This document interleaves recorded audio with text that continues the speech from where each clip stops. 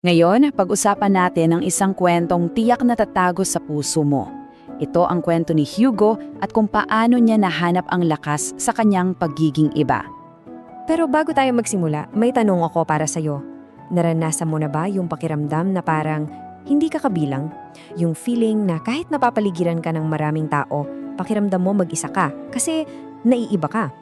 Kung oo, makinig kang mabuti dahil ang kwentong ito para sa'yo. Okay, so para maintindihan natin ang lahat, simulan natin dito. Alam naman natin kung ano ang isang hunyango o chameleon, di ba? Ang galing nila, no? May abilidad silang maging kakulay ng paligid nila. Ito yung defense mechanism nila, paraan para makaiwas sa panganib. Pero sa napakaraming hunyango sa mundo, may isa na sadyang hindi katulad ng lahat. Ang pangalan niya, si Hugo. So ano ba talaga ang pinagkakaiba ni Hugo? Well, ganito yan.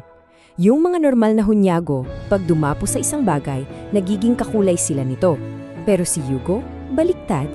Kung ano yung kulay ng dinadapuan niya, kabaliktaran ang nagiging kulay niya. Ang resulta, imbis na makapagtago, lalo siyang nakikita. Laging agaw pansin. At dahil sa kakaibang katangian niyang ito, dito na nagsimula ang problema. Nagsimula siyang ituring na pahamak ng sarili niyang grupo. Imaginein mo to. Isang araw, kailangan nilang magtago sa mga berdeng dahon. Lahat ng kasama niya naging kulay berde. Perfect camouflage. Pero si Hugo, naging matingkad na pula. Ang dali niyang makita. Siyempre, tinulungan siya ng mga kaibigan niya, pero may kasamang sermon. Hugo naman, muntik na tayo doon. Akala mo natapos na doon? Hindi pa. Sumunod, nagtago sila sa isang asul na damit na nakasampay. Lahat sila naging asul. Si Hugo, naging kulay kahel. Dahil kitang-kita siya, napansin siya ng isang uwak na gutom. Grabe, muntikan na talaga. At dito, lalong uminit ang ulo ng mga kasama niya. At ang pinakamalala sa lahat, tumakbo sila para magtago sa tumpok ng dilaw na dayami. Lahat sila naging dilaw. Si Hugo, naging kulay violeta o violet. Dahil dito, napansin siya ng isang kalabaw na nagwawala. Bigla na lang siyang sinugod. Nailigtas pa rin naman siya. Pero, yun na. Umabot na sa sukdulan ang galit ng grupo. At binitawan na nila ang mga salitang ito. Talaga bang pahamak ka, Hugo? Anong klase kang hunyango? Sandali, damihin natin yan. Isipin mo, yung mga taong akala mo pamilya mo, sila pa yung nagsasabi sa iyong pabigat ka. Dahil lang sa pagiging totoo mo sa sarili mo. Ang sakit, di ba? Pero alam mo, sa bawat kwento, laging may isang pangyayari na babago sa takbo ng lahat. At para kay Hugo, dumating ito sa gitna ng maitim na usok. Isang gabi, bigla na lang silang nagising. Mainit, maamoy, nasusunog ang gubat. Nagkakagulo ang lahat, nagtatakbuhan, pero walang may alam kung saan ang ligtas na lugar. Puro takot at kalituhan. At dito na nangyari ang isang malaking kabalintunaan. Yung makapal na usok, kulay itim.